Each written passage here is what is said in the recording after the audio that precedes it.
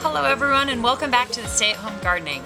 Today I'm going to go over your seed starting kit for the classroom. So I haven't opened this yet and I just got this. So let's find out what's inside. Now when you open up your kit, you will have a piece of paper with an instruction on everything that's in this kit.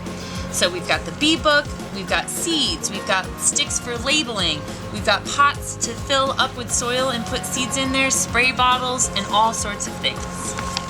Now in addition, we have your free soil coming soon, so that will be in a gift card. If you do not have that, if that was not mailed to you yet, please contact us and let us know. So there's some more information, especially about our bees and our potatoes. On the back is a list of all the seeds that we have this year. So if you'd like, you can go through and check off what you are receiving in your packet and what you're growing. Next is we have our spray bottles. There are labels in here for your little kiddos to put their names on it and label it with some other stickers that you can use to decorate. These will be used to spray your seeds every day or every other day depending on how moist they're looking. Then you have your baggie of seeds. You might have a different variety if you asked for different seeds.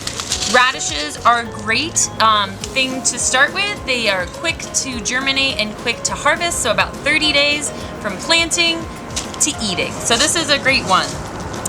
And we've got so many other ones. We've got different types of radishes. We've got zinnias, which are beautiful flowers that are great for your garden. I have some sunflowers, which are always fun to see kids race how fast they can grow them.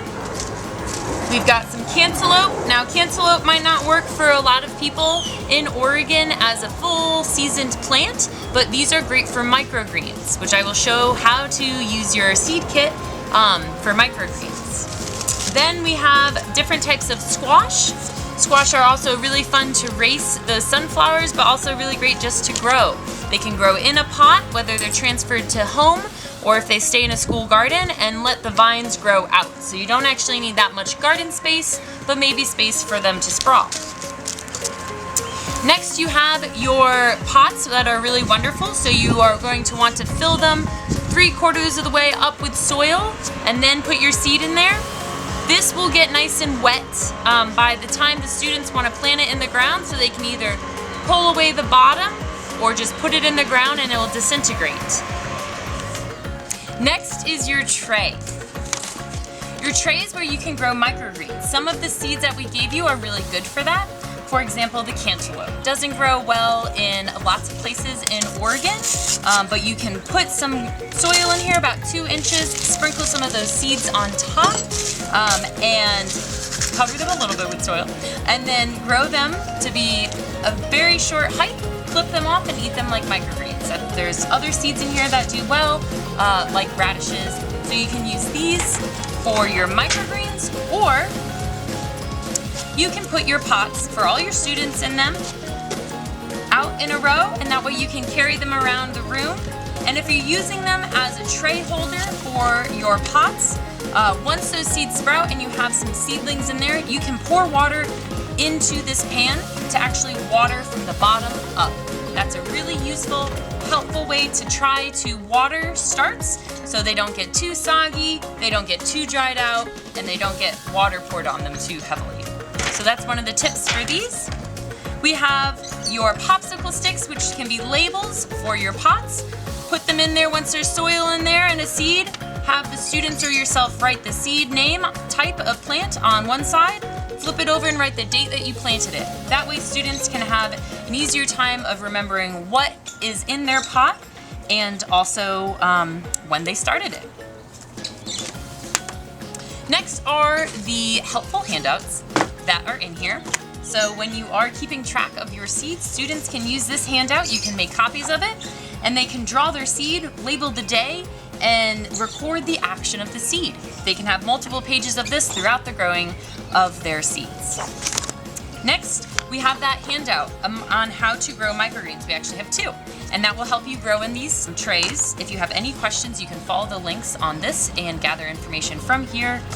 to learn how to do microgreens. Next, we have a handout. It's actually multiple handouts of things that might help you grow with your students. So there's a handout on how to grow plants from seeds, so some tips to make yourself successful.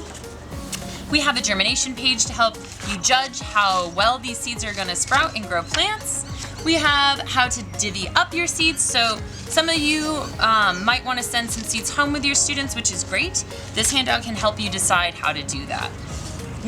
Lastly is an upcycling page, which will help students when they go home to find things around the house to grow their plants in if they don't have a pot. For example, yogurt containers and other innovative ways. Last is our bee book. So you will have a bee book in your box, and it will have recipes and drawing pages with information about bees in Oregon. It's absolutely wonderful and full of information. If you're worried that this is higher level than your students, you can still feel free to share some pages in here to let them color and learn things along the way. So if you have any questions, of course, feel free to reach out and ask us questions. I'd be more than happy to help you along with this process. And I hope you have a wonderful time growing with your seed kit in your classroom. Have a great day.